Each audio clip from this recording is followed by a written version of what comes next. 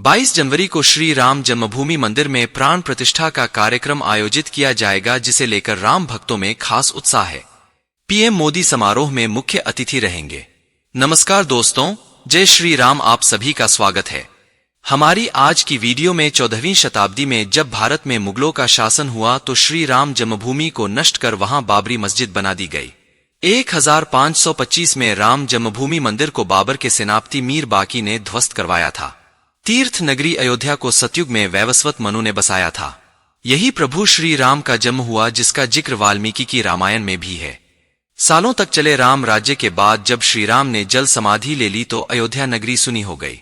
क्या हुआ जब राम मंदिर निर्माण के दौरान नासा के वैज्ञानिकों को जो मिला उसे देखकर आपके भी रोंगटे खड़े हो जाएंगे।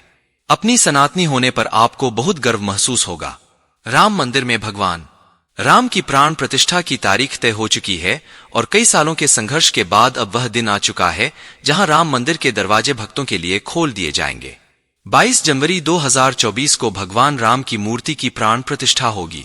लेकिन मंदिर निर्माण के दौरान कई ऐसे चमत्कार हुए हैं जिसे देखकर कई लोग हैं, यहां तक कि नासा के वैज्ञानिक भी ऐसे चमत्कार को देखकर हैरत अंगेज रह गए हैं।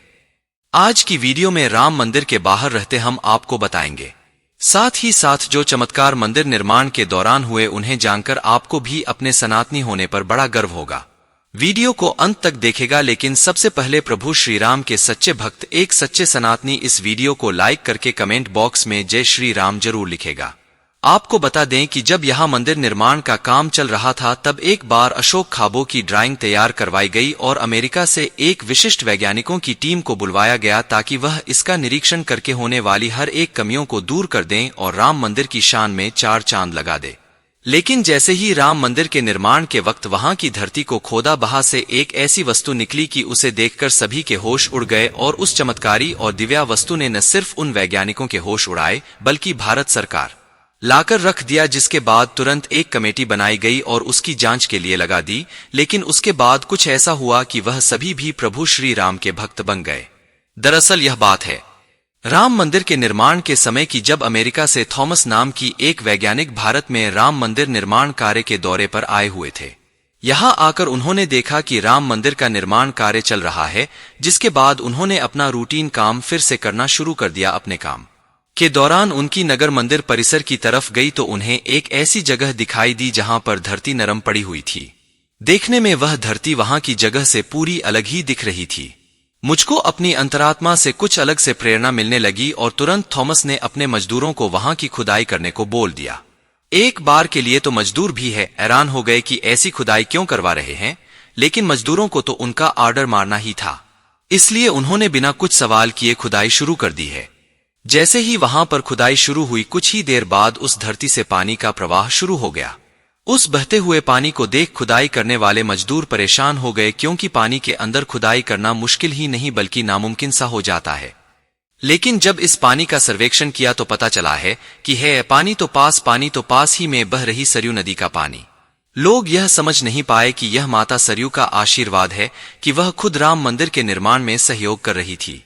इस पानी ने सभी वैज्ञानिकों को एक गहरी सोच में धकेल दिया। यह से पानी निकलता रहा तो यहाँ एक भव्य मंदिर का निर्माण कैसे हो पाएगा, क्योंकि एक पानी वाली सतह पर मजबूत मंदिर बनवाना कोई हंसी खेल की बात नहीं थी। उस समय सभी के दिमाग में एक ही बात ही की सरयू नदी का मंदिर की भूमि के नीचे मिलना कोई चमत्कार है, कुदरत का करिश्मा।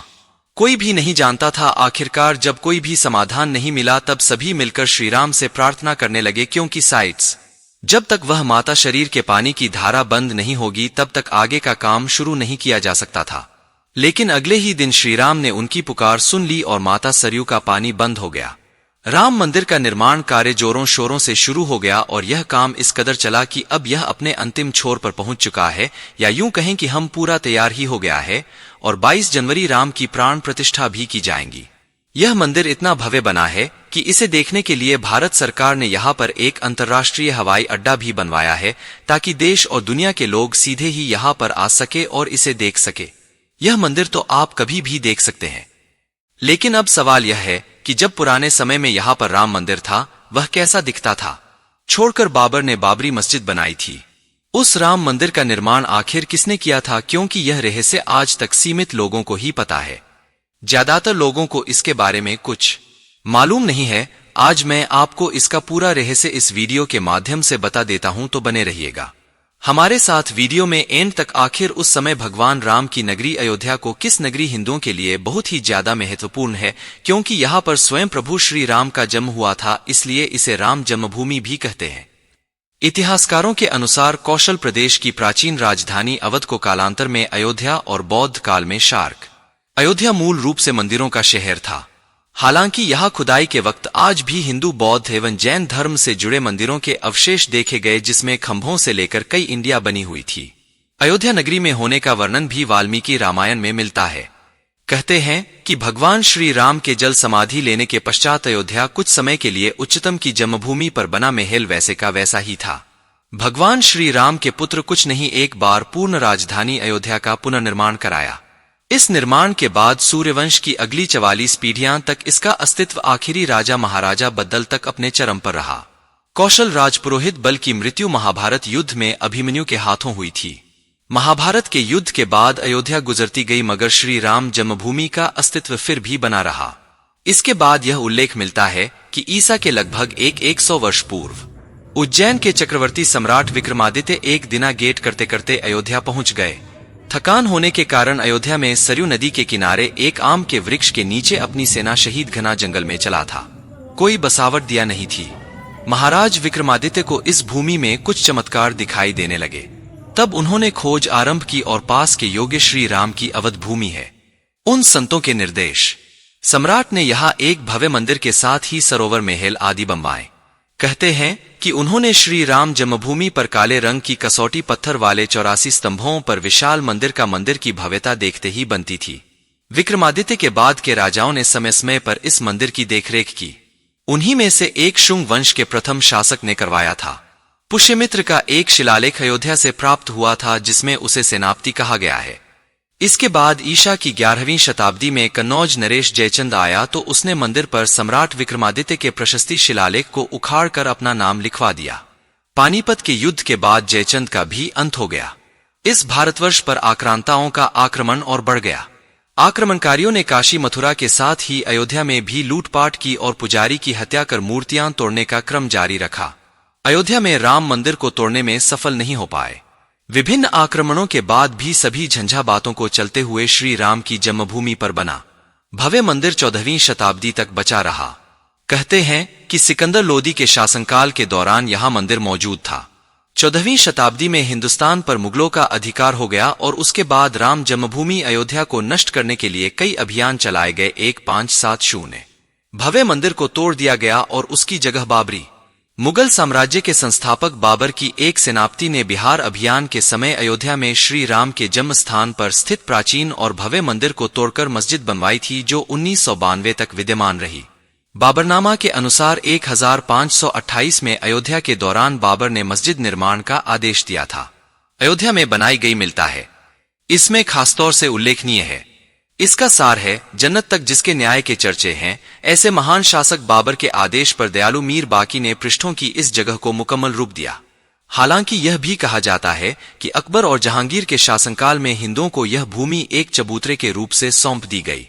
दूर शासक औरंगजेब ने अपने पूर्वज बाबर के सपने को पूरा करते हुए जहां भव्य मस्जिद का निर्माण कर उसका नाम बाबरी मस्जिद रख दिया था, लेकिन मस्जिद का विध्वंस कर दिया गया और इस जमीन पर कई वर्षों तक कैसे चलता रहा और अंत में यह जमीन हिंदुओं को सौंप दी गई, जिस पर आज भी रामलाल का भव्य मंदिर बनकर तैयार हो और 22 जनवरी को यहां पर प्राण प्रतिष्ठा भी कर दी जाएगी, जिसकी तैयारी बहुत जोरों शोरों से चल रही है।